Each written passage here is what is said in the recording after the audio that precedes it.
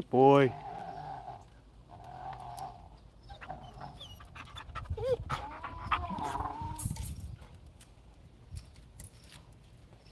Good boy, big dog.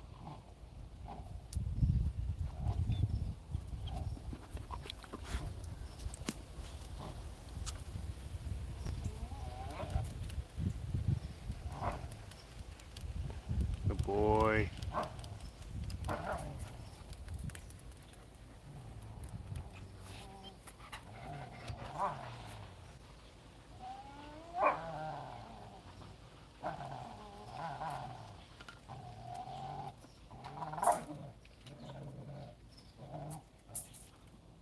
Good boy, Summer. Good boy. Go get it. Good boy.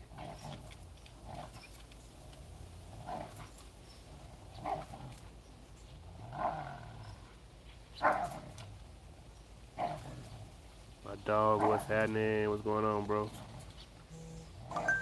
Good boy.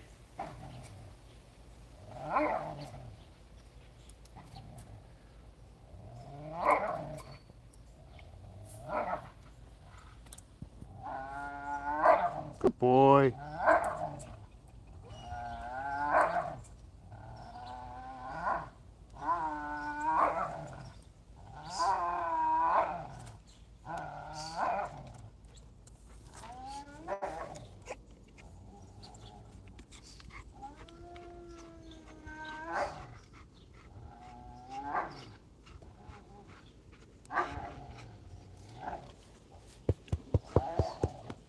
There you go.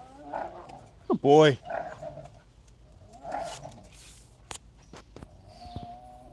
Good boy, big dog.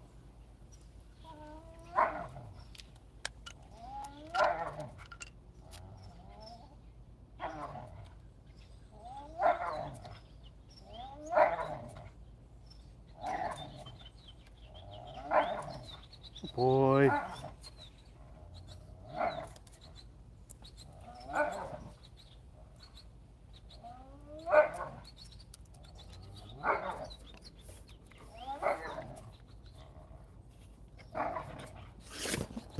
Great. Jumping on me. Go, move. Good boy.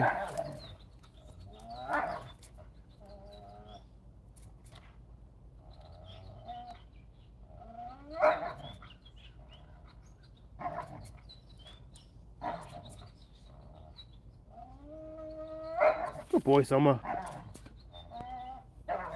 Good boy.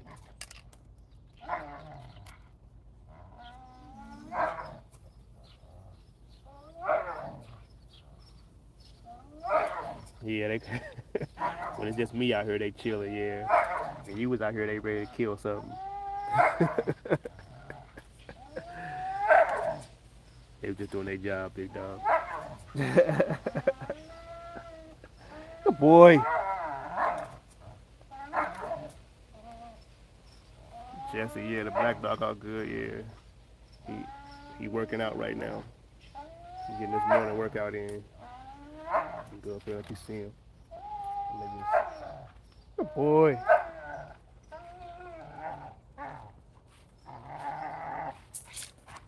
Good boy. Good boy. Go get it, Summer. Okay, good boy. Good boy. Good boy, Summer. Go get it. Go get it, Summer. Wait, no. Come on, Summer. Come on. Go get it, Summer. Go get it, Summer. Go get it. Good boy. Good boy. Good boy, big dog. Go get it. Go get it, Summer. They ain't gonna do nothing. Go get it. Go get it, big boy. You tired? Go get it, Summer. Come on, go get it. Go get it. Go get it, Gray. Summer don't want it. Good girl. Go get it, Gray. Good girl.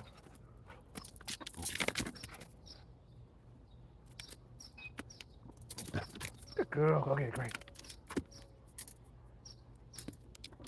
Girl. Good catch.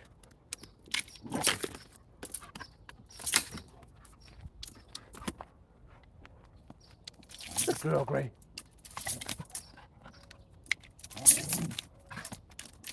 Good girl. There we go. Good girl. Good girl, Gray.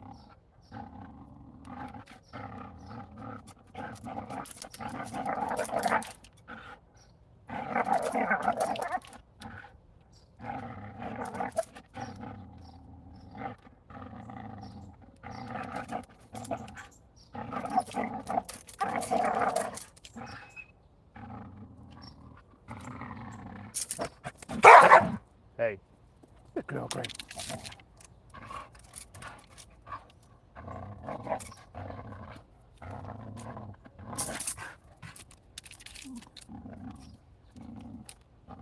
Get it, Gray.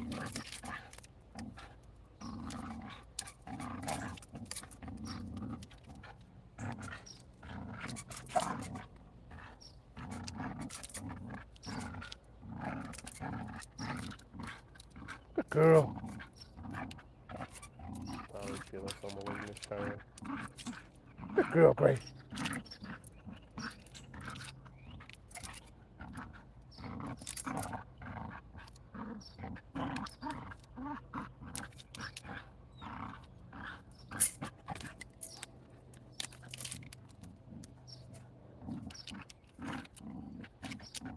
Good girl.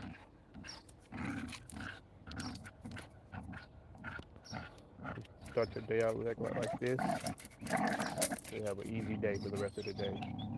You'll be tired for the rest of the day. Good girl.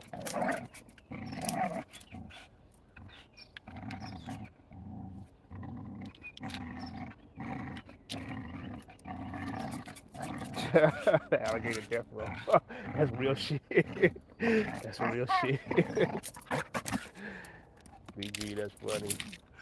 He get equality. He run the yard, really. That's the dog who runs the yard. Him and his mom.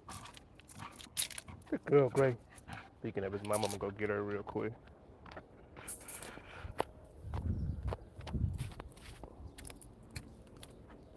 The alligator death row. That's funny. Moon. Oh, damn, the door's closed. Come on, Moon. Look at it, Gray. Look at it, Gray.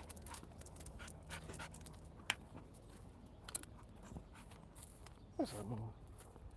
Go get it, Gray. Come on. Go get it, Gray. Apollo, get your ass back. Go get it, Gray. Good girl. Everybody else out here chilling. Someone waiting this time. Good girl.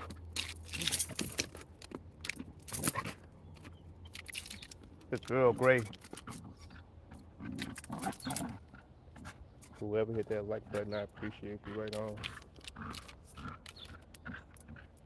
Good girl, Gray.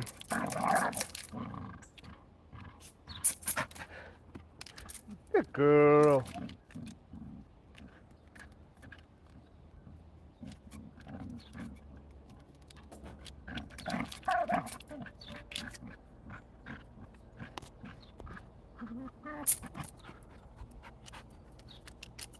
Good girl.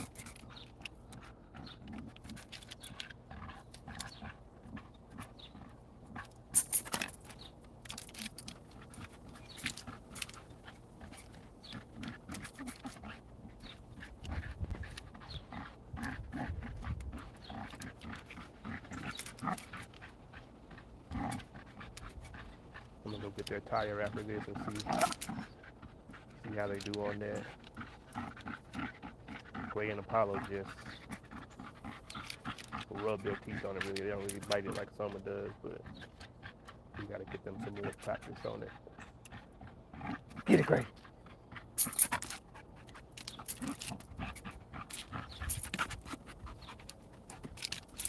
That dog, Gray, is determined.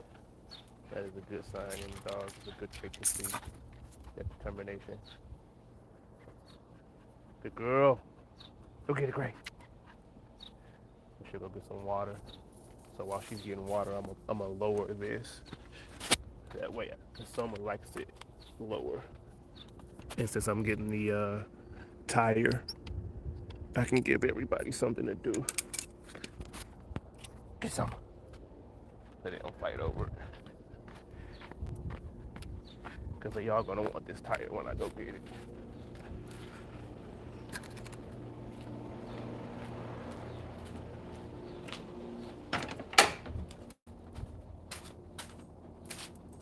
I keep all my dog stuff. No.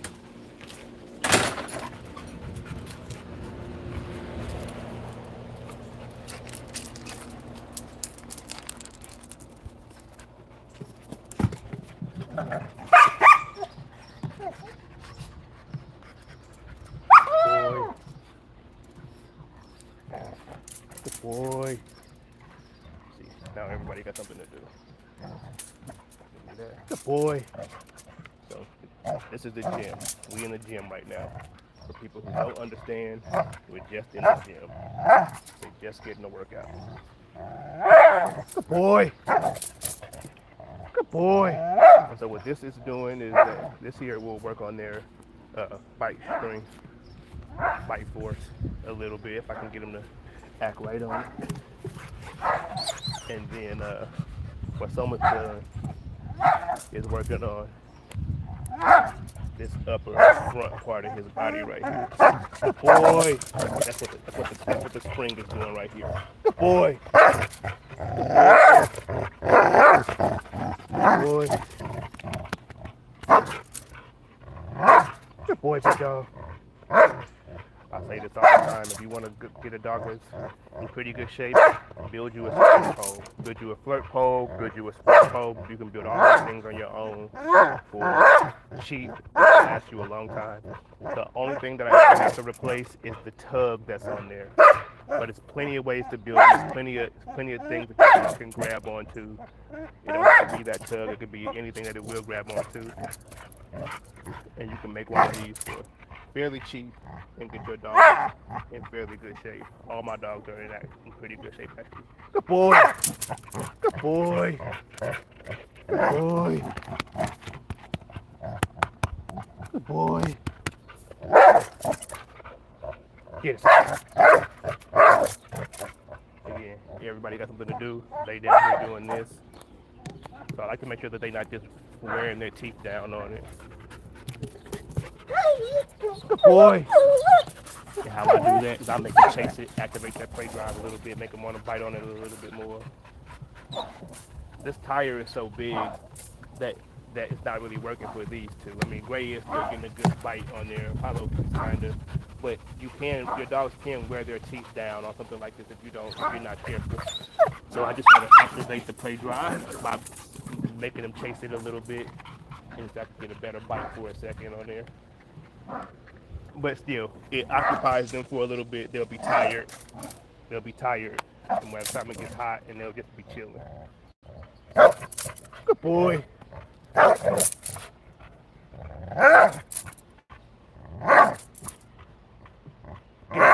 Good boy. Good boy, someone get it.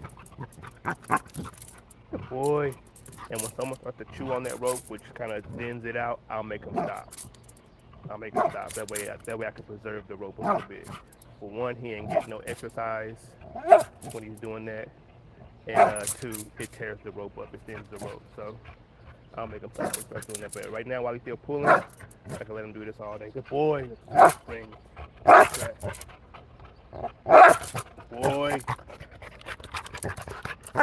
Pretty good resistance on these strings. Good boy.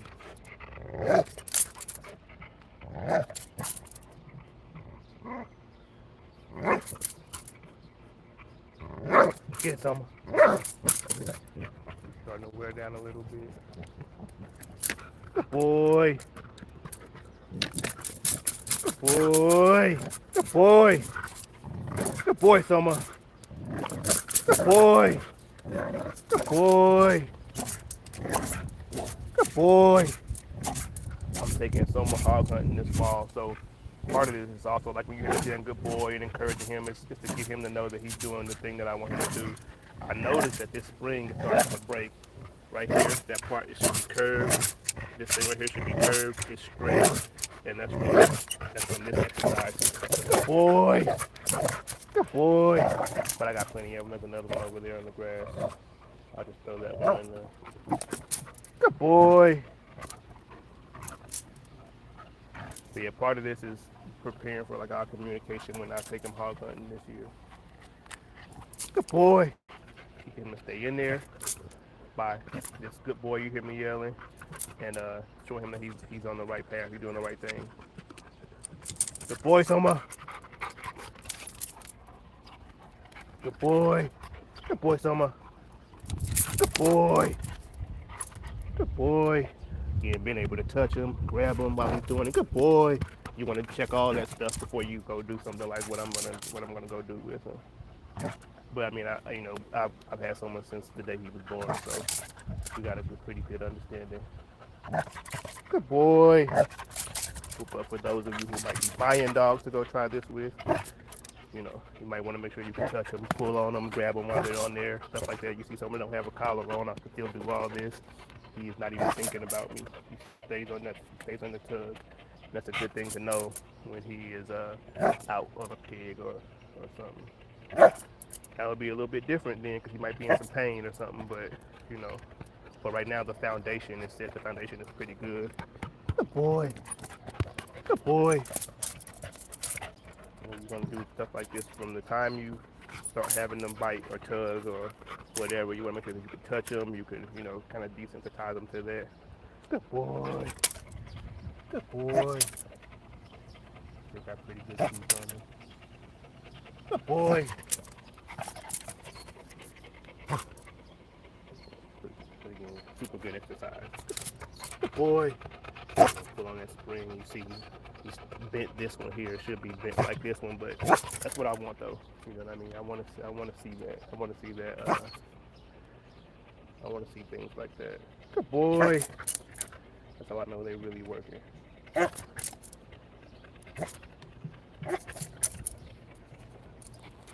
Good boy, Soma. Good boy, big dog.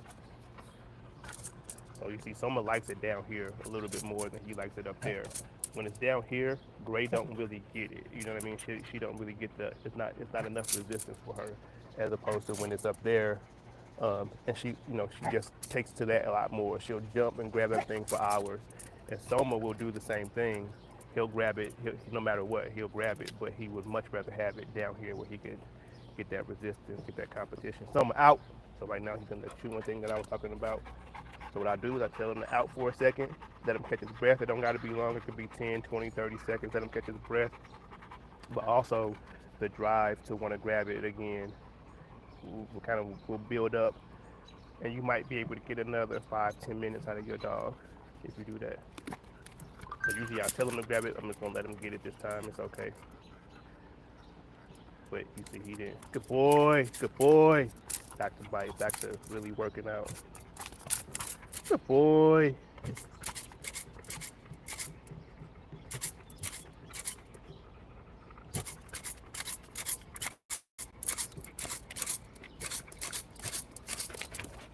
Good boy.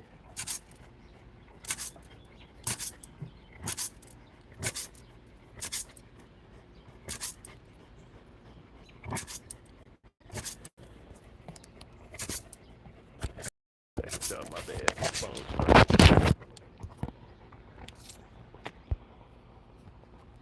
My bad, y'all. My phone started to overheat. I got a Google Pixel. So I'm out. And I never had a phone overheat so much. Takes good pictures, good videos, but this thing, I mean, it's not even hot out. I'm in the shade and it's still overheating. Just for those of y'all who might be thinking about getting a Google Pixel. Either get a super thin case for it or a fucking fan to blow on it or something, I don't know. So he's tired now, which is good. That's what I want. I want a tired dog. And how I can check if he's tired or not is like this. Get it, Soma. Go get it. If he didn't, he'd just stare at me. Good boy. Good boy. But he is tired. I can tell he is starting to wear down some. Good boy, Soma. Boy, big dog. It's not hot out here yet. I mean, it is pretty humid, but it's not so hot that he's gonna overheat if I push him a little further today. They ate pretty good yesterday and today, so they're gonna work pretty good this morning. Good boy. I feed them according to the amount of work that they have either done or I plan on having them do in the next couple of days. Days when I know they ain't working for a few days, they eat a lot less because dogs don't require as much food as humans do to get through their days. Plus it's hot, I want to keep them in shape. I want to keep them lean. I want to keep them athletic. When you see them jumping, this is pretty high. I mean, that thing, that's well over 6 feet. I mean, that's probably, closer to 9 feet. That top, that top spring, that top clip up there, probably closer to 9 feet, and they're able to do that all day long. And a lot of that is from the work and conditioning, but it's also feeding. If they were eating dog food every day, so my dogs eat raw for the most part. If they were eating dog food every day, that might, the ability to do that all day might be a little less. Especially if I was feeding them every single day too. You know what I'm saying? I think that's a huge mistake that I see a lot of people with active dogs and they make their dogs too heavy to really perform at a high level. I know fat dogs are cute, chubby dogs are cute, and socially, you know what I mean. If you don't have enough knowledge to like go back at people in the public when they say your dog is skinny, it's easier to just overfeed the dog. But me personally, I feed the dog based on the amount of work that just the circumstances surrounding the dog's life. So I'm out is how I feed the dog. You know what I mean? If we ain't gonna be doing too much this week, then they eat less. If we got a lot of work to do, a lot of things to do, then they'll eat a little bit more. But the last couple of days, they've eaten pretty heavy, so I know that I can get out here in the morning and do some pretty good amount of work with them. I do it in the morning and in the evenings when it's cool, middle of the day. So they'll stay out here. Let's see, it's 9 o'clock here. They'll stay out here till about maybe 1. By 1, it's a little too hot, and they just roam. You know what I'm saying? They just roam the yard from in the morning. They just roam, and then at around 1, I'll bring them in till maybe 4:30 or 5 or something like that. So I'm out. I'll bring them in at like 4:30 or 5 or something, and then we'll come back out. But we don't do another workout until maybe 6:30 or something like that. Unless that sounds like I could possibly take Grace swimming sometime this afternoon. And the reason I'm taking Grace swimming the most lately is because she's the one who needs the most training as far as what I like to see when she's swimming. She swims good. She swims super good. Apollo's pregnant. She don't need to be in that water swimming. And plus I know Apollo's certified. I know she will retrieve in water. She's certified. So is Moon. I'm trying to get Gray on their level. So getting her out there, getting just some repetition is what'll get me there. Summer out. Summer out. So I don't train my dogs for sport or nothing like that. I train my dogs for my real life. So when you do that, it's kind of fun for me to take the long way, to just take the way of just kind of like natural progression, right? Where I don't have to really like target certain behaviors that I need to get them to do right this second. Because I'm not training for sport, I'm not training for TV, I'm training for our actual life, you know what I mean? So, and in doing that, you're gonna have things come up when you're out there. You're gonna have other dogs, you're gonna have other animals, you're gonna have people walking by, and you know what I'm saying? The dog needs to know how to really respond in those, in that time, not just to sit, stay calm. I could have my dogs out there, and a dog or people walk by, and my dog won't even pay attention to them. We can continue what we're doing without any interruption, unless the person or the dog gets a little too close to where the dog can touch it. So I'm out, and then that's where that formal training might need to come in, and they do have that formal training, but I do train it more so based on our real life than I do what I call shit for TV. You know what I mean? Shit for the internet. And no disrespect to people who do that. I'm not disrespecting that. I'm not saying I'm not saying that it's not necessary. But I'm just saying when you see what I'm doing, I tell you what I'm doing. then that's my that's my path. I do it so that it could benefit our real life and not just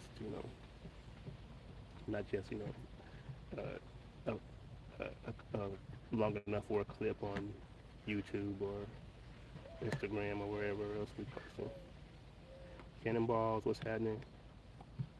Do I think a pit bull makes good guard dogs? I always say this is what I always say about that. Um, even every dog within like a breed, um, within like the breeds, what's the word? The breed standard are not created equal. If you have every pit bull is not the same pit bull. Every golden retriever is not the same. Every Dalmatian is not the same. The phenotypes should be close to the standard. But as far as like the ability, um, that's going to be different from dog to dog. I've seen pit bulls that do make good guard dogs. I, you know, it just depends on uh, the owner, the trainer, you know, the handler. I would say most terriers, their survival instinct is low as far as um, they'll fight until they die. They'll fight until they kill each other, or they'll fight until they die themselves. That survival instinct is low. So when you get a heavy terrier, which a pit bull for the most part should be, I know that what I'm saying. There's some other stuff might be maybe crossed into them now and all that kind of stuff. I won't really get into that, but just the term pit bull, a pit bull could. My only thing is I would watch out for just that you don't want a good guard dog ain't trying to really kill whatever it's doesn't necessarily always need to kill whatever it's guarding you from. You take say some mastiff breed, say a old school Corso, that dog would just beat the thing up once the thing is done moving or done fighting. Now the thing might end up dying just from the power of the dog, but once the thing is done, or even say American Bulldogs, once the thing is no longer fighting back, then the dog is out of it. And to me, that's what makes a good guard dog. I don't want to have to go to court because my dog killed somebody. Even if the person's on your property and your dog kills it, that you're gonna have an issue. Um, I see a lot of people like sending their dog to go bite somebody. You can't really do that in real life. You know what I'm saying? Unless the person is actively kidnapping your spouse or your kid or something like that, you cannot send your dog to go bite somebody. The police can do that. Maybe it's the army or some kind of law enforcement or something like that. But a regular civilian with a dog, you cannot. I could not. If somebody was over there at that fence talking shit to me, I could not send Soma over there to bite him. Like the person would have to be actively attacking me or something like that in order for the attack of my dog to be considered self-defense or legal. So um, it just depends on the person who owns the dog. Honestly, I had a one of my favorite dogs of all time. Her name was Crumb. She was a pit bull. That was an amazing guard dog. She was an amazing guard dog, and what I mean by that, she would deter you if you were too close, barks, growls, posture. But if you did something, you were getting bit. But the best part of that is I could tell her to stop, and she would stop. That's a good guard dog. A lot of terriers, it's hard to get them to stop. That's why we have break sticks and a lot of things we know about breaking up dog fights we learn from terrier breeds. So Soma out, Soma out. But being able to get the dog off fairly easy is also a good trait to have in a guard dog or a protection dog. And a lot of terriers, no matter what kind of terrier it is, Jack Russell terriers, most of those terriers, it's going to be you're going to have to really go and get that dog off. You're going to need a break stick, or you're going to need to choke it with the collar, or something like that, as opposed to a dog that stops the fight the when the competition when whatever or the opposition is done moving, or when the opposition has submitted. You know what I mean? So it just again, it depends on the dog, and it depends on the owner of the dog too. That's what's up. That's what's up. He's showing protection instincts. That's what's up. He could, it's a difference. You might want to check it. He could be territorial. You know what I mean? Is he protective or is he just territorial? And so a protective dog is a little bit territorial, but not all territorial dogs are protective. So, what I would do is I would just get somebody to kind of like agitate them. You ain't got to, so they don't have to be super close to the dog. They can just kind of like, posture, step towards them, you know what I'm saying, in those kind of aggressive ways. Someone, no! Someone, come! You can posture towards the dog in those kind of ways to see if the dog is really stays in between you and the person, or if the dog is just um, posturing because there's something new in its territory, which a lot of terriers are that way. But yeah, I would do that. I would get some. I wouldn't put a lot of pressure on them. You don't have to have somebody actually hit them or grab them or nothing like that. You don't got to do that. You know what I'm saying? At 5 months old, but put a little bit of pressure on him and see if he's just being territorial or if he's actually protective. Yeah, right on, man. Right on, Cannonball. Yeah, you can just go get one of your friends, one of your homeboys. I use my nephews when my dogs were smaller. I used my nephews with Moon when they were smaller. I used my nephews with all of my dogs, really. You know what I mean? Um, One, it teaches them how to agitate a little bit. It'll teach them how to decoy, just kind of like a small introduction. No disrespect to decoys. I'm not saying that that's what you do, but it's a small introduction to how to do it, and you can see what your dog is like for free. For you know what I mean, just use people in your neighborhood, use your friends.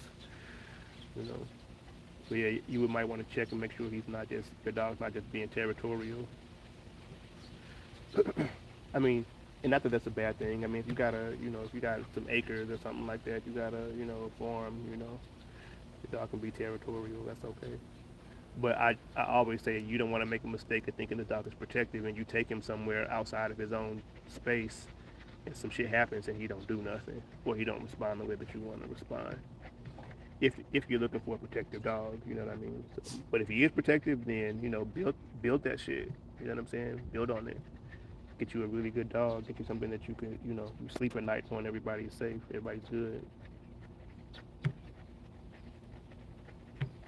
When my dog started showing those signs, that's the first thing I did. I put a little bit of pressure on them, and then once they showed, good signs, then I just kept the pressure. Apollo just saw a squirrel. She thinks she gonna catch squirrels off of the power lines one day.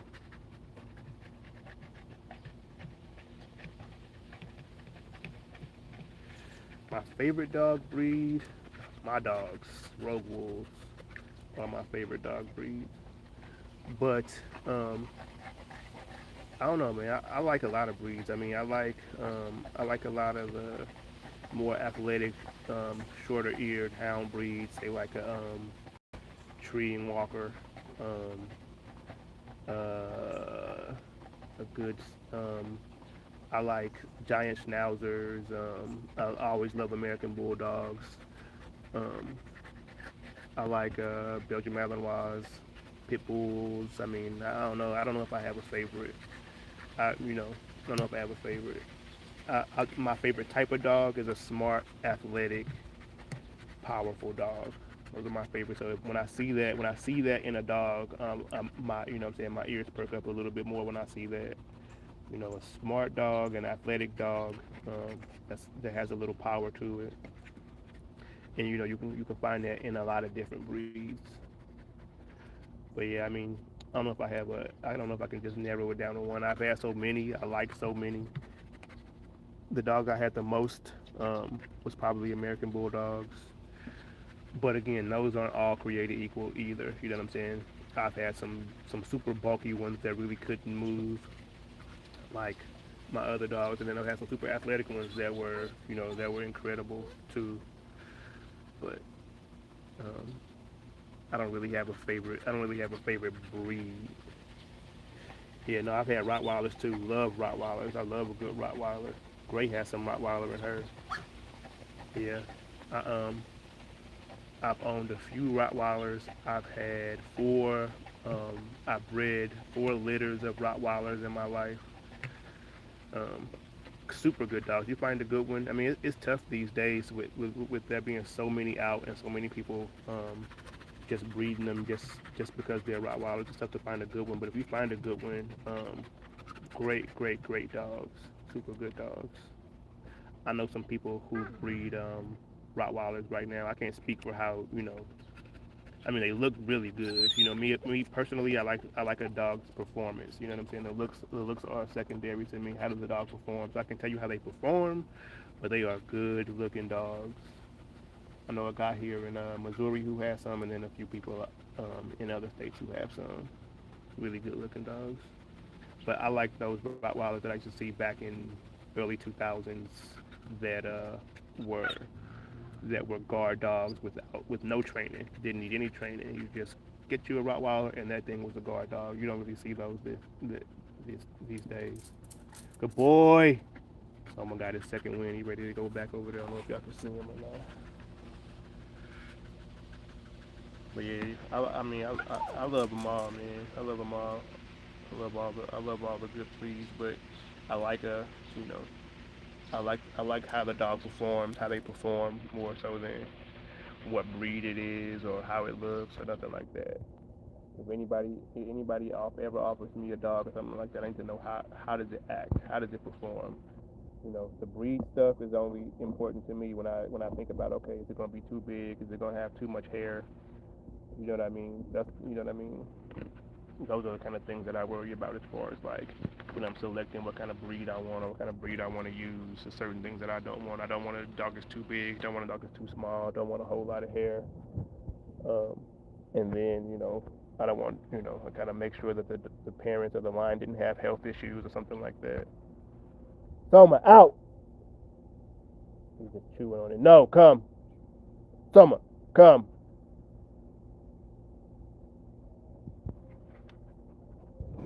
Chill out. Leave the thing alone.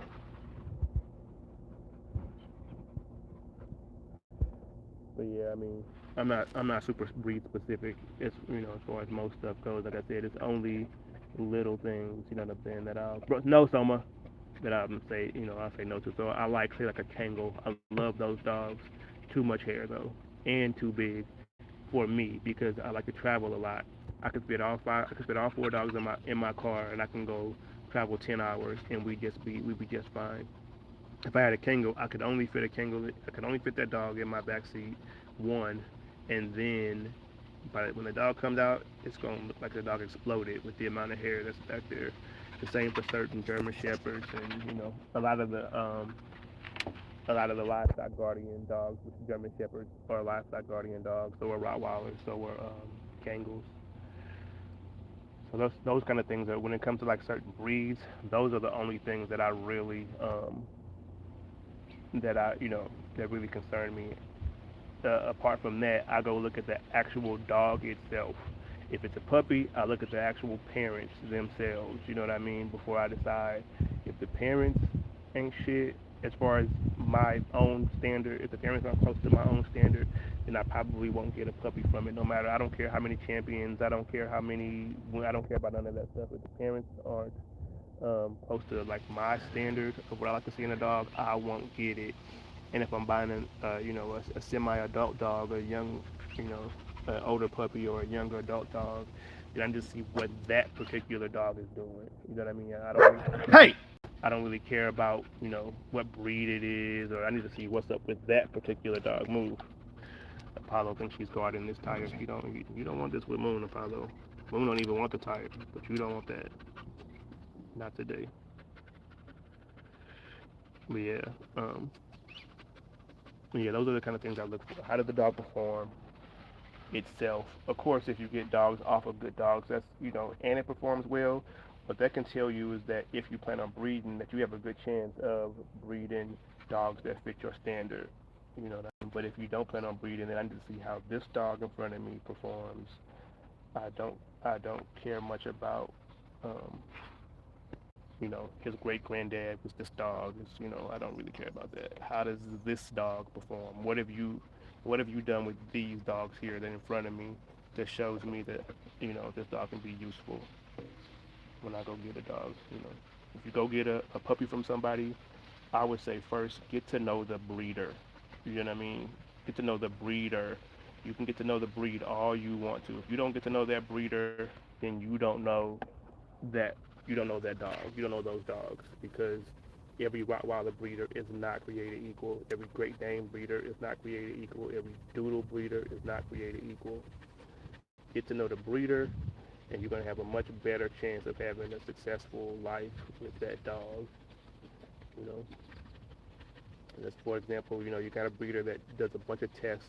Let's say he does health tests on both parents, and then he takes those puppies out and exposes them to a bunch of stuff before you get that dog. And then you have a breeder over here who has 19 champions in their bloodline, but all they do is put those puppies in a cage until somebody comes and buys them. It's going to be a big difference in those puppies when you get them. You know what I mean? And that's just according to who had the dogs before you got them. You know what I mean? Now, a year from now, there might still be a difference. But if you do what you're supposed to do, then you'll have a much better chance with a dog that started out um, with some environmental exposure and some of those other things, as opposed to a dog that just has champions 20 years ago in its bloodline.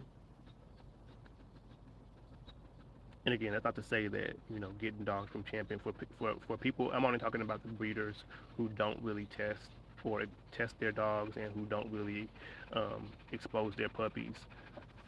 You know, I'm not talking about breeders who breed based on bloodlines and who still do put in the work. I'm not talking about them, but there's too many breeders. I had a homeboy the other day say, people are breeding dogs just for papers, like Pokemon cards. You know what I mean? You ask them about the dog, they want to tell you about the papers. They can't tell you anything about the dog. It's kind of like just like trading Pokemon cards. But you forget that this isn't a fictional character. It's a real animal. You know what I mean? And it's going to take some real things in order to have a successful life. These are wild animals. You know what I'm saying? We have them in our house, and you know what I mean, and all that kind of stuff. And we name them cute shit, and we buy little cute shit for them, and all that kind of stuff. But these are really wild animals. You know what I mean? You ever watch what's the show, The Tiger King? This is what it's like living with 5, 6 um, capable dogs. You know what I mean? And even for the people who have dogs that aren't capable, you know what I mean?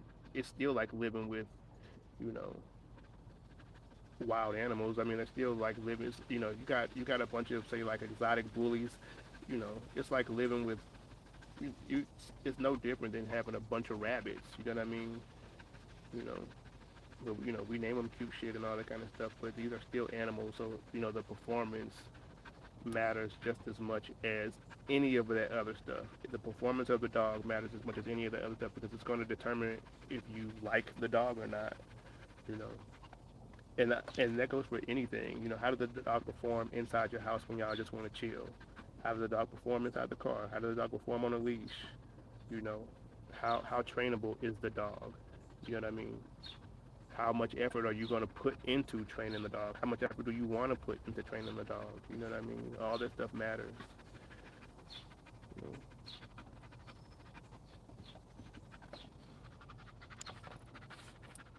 Let y'all see Gray real quick. Our favorite spot.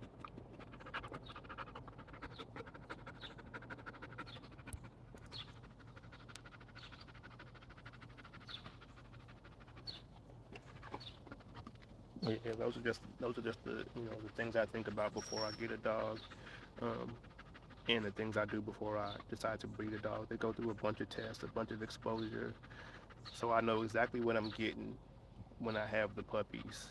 You know what I mean? And I'm able to put those puppies in the right hands after they're here, based on everything that I see from the dogs. You know what I mean? And it makes for a better life for those puppies. Some of the messages that I get from people who have puppies from me are incredible. Actually, all of the messages that I get, I haven't gotten. Um, I haven't gotten one bad message as far as like performance. I did have a lady who said her puppy got stolen. I'm not so sure if it did or not, but aside from that, all the feedback that I get from these puppies have been amazing, and a lot of that is from um, understanding what I'm doing before I breed, understanding the parents, understanding the genetics of the dogs, and then two, that environmental exposure those puppies get before they go to those homes make it seamless. My last litter of puppies, Gray's litter, before they left, they stayed in that front kennel right there, and they before they left, they understood the schedule, so they knew they would eat in the morning and then be let out.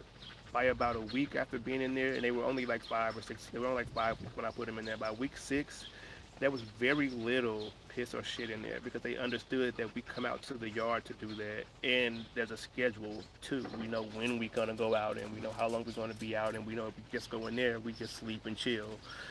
By the time those puppies got to their new owners, crate training, house breaking was easy. So I kept Gray out here from, let's say, 2 months until she was maybe 6 or 7 months before I started to bring her back in the house. I brought her back in the house first time, pointed to the cage. She went in, sat down, slept. No crying, no trying to get out. She didn't piss her shit, none of that kind of stuff. She just went in that cage and chilled. Soma, out! That is tough to do with any dog that is not crate, that has not been like formally crate trained. But because of all the things that we did up until then, she understood that once he puts me in here, he means it. You know what I mean? And I'm going to submit to that. And that just comes from, like I said, all the environmental exposure and things that I'm doing, like I'm doing right now, just hanging out, just bonding.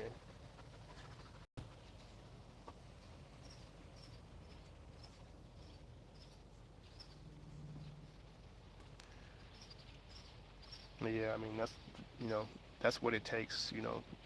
That's my approach to if I ever get a dog from somebody, or if I ever decide to, whenever I decide to breed. So some of the things that I look for, and some of the things that I do. You know what I mean? Like I said, you get a puppy from me, it's going to have a ton of environmental exposure. You're not going to have to worry about how is this dog going to act when I put it outside on a chain, or in a kennel, or in the car, or when people come over, or if I wanted to give it a bath. Or I know somebody recently who called me because they couldn't clip their dog's nails, and one, that's their fault.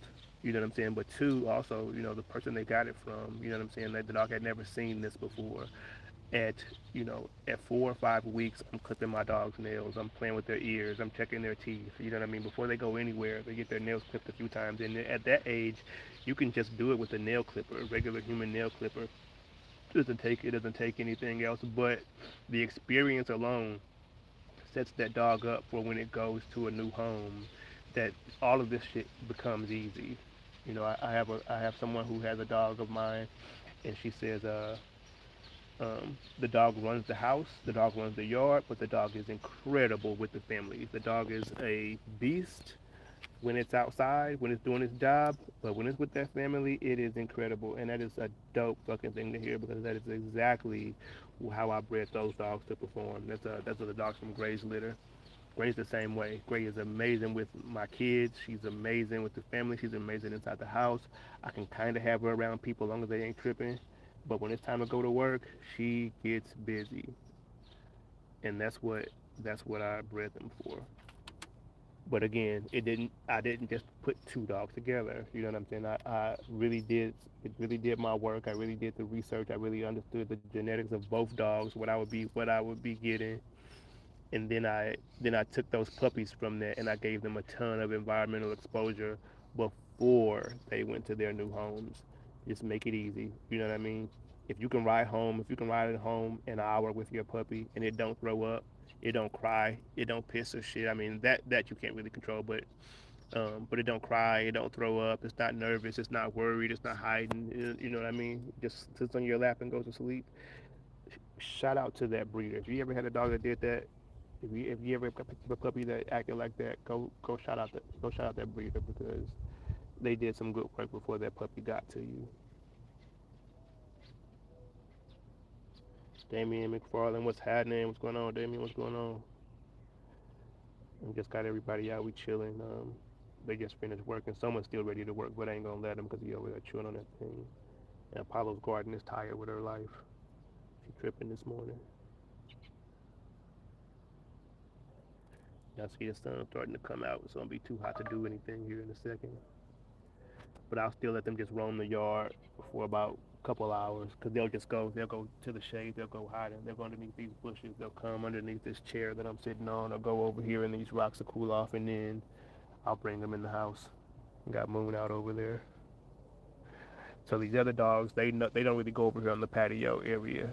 But Moon is the house dog, so she don't really understand the outside dog rules. She just goes does what she want to do. Plus, I know Moon ain't gonna go over there in the patio area and grab nothing. Not so sure. Like Gray still will kind of do that every once in a while. I'll come down and there'll be some shit outside in the yard, and Gray went and grabbed it or something.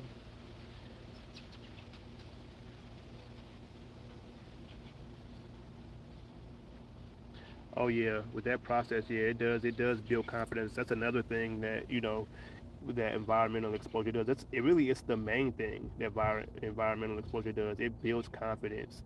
You have dogs who are afraid of cars driving by. Walk the dog. Just get those puppies. I have a little a wagon I put my puppies in, and we just walk the neighborhood. There's cars, there's bikes, there's other dogs, there's people. By the time those puppies go, they are not afraid. They're not scared. They're not hiding. They're not ducking from that. Before they go, I have the puppies just walking on the street following me. That way, when you put a leash on your dog, it's not foreign to the dog to just follow the human. You know what I mean? And it makes leash training easier. I mean, yeah, that's what environmental exposure is set to do. It's set to set that puppy up to be confident going forward. Um, I had somebody recently, their dog was afraid of people on bikes, and they were like, and every time a bike would ride by, they would stop the dog before the bike got there, talk to the dog while the bike was riding by, and then pet the dog. You know what I mean?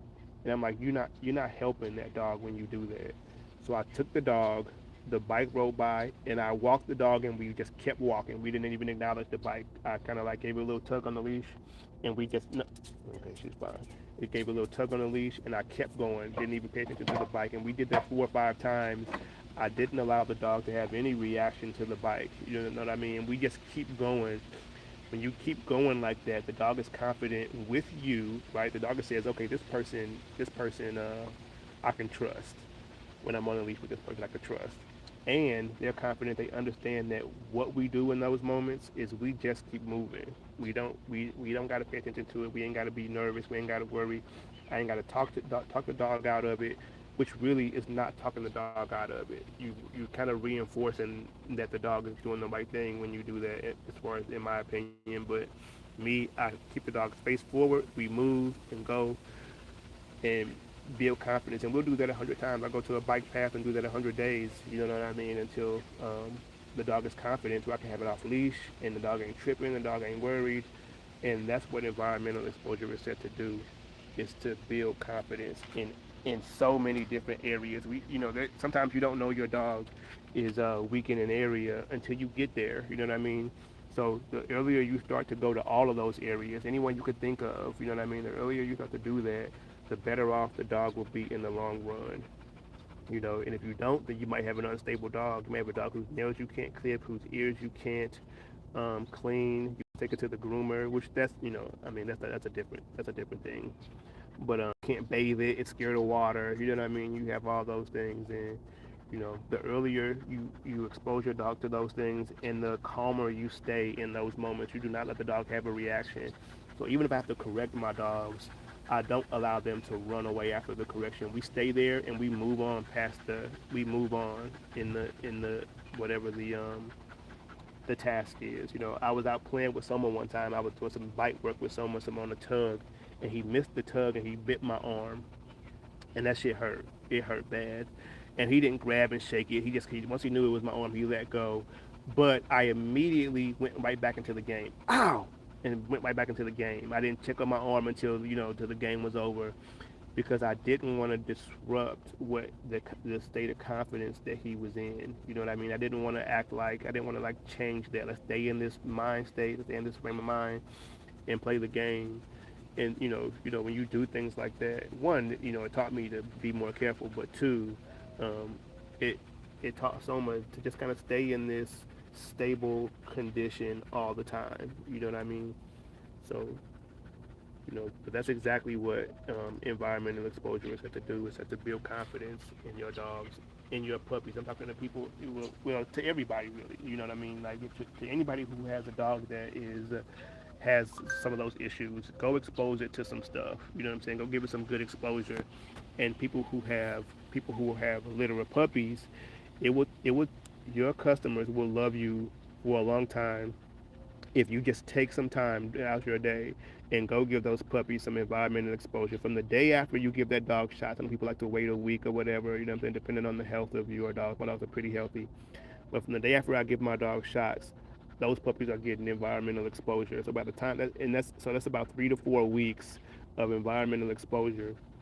And that goes a long way when that dog goes to somebody else's house. It goes a long, long way. So but all right, y'all, I'm gonna get off of here. I'm gonna get back in the crib and starting to get high. I'll get with y'all next time.